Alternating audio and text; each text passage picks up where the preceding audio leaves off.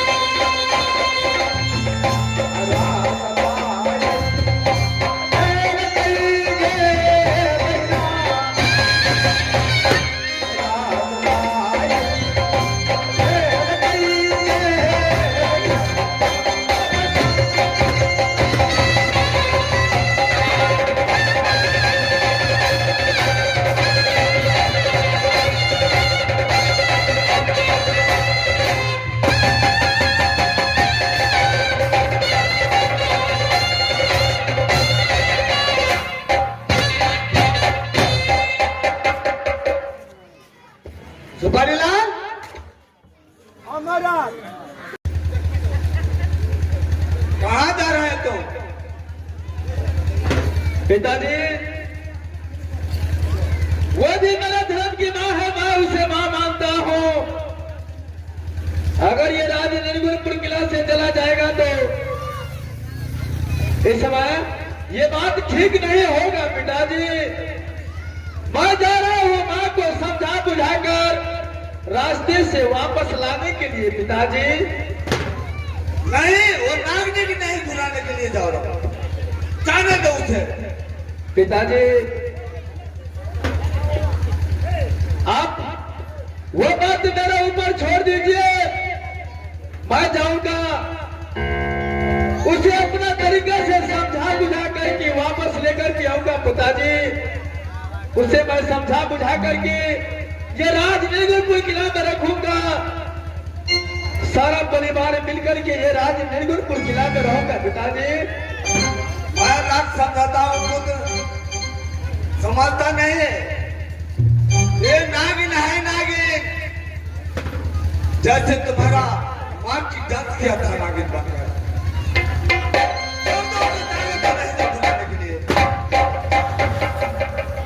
पिताजी कैसे मैं उसे जाने दूंगा क्या? जाओ नहीं तो इस समय क्या करना चाहिए पिताजी? चलो अपने महल में आराम करके। क्या महल में जाकर के आराम करना है क्या?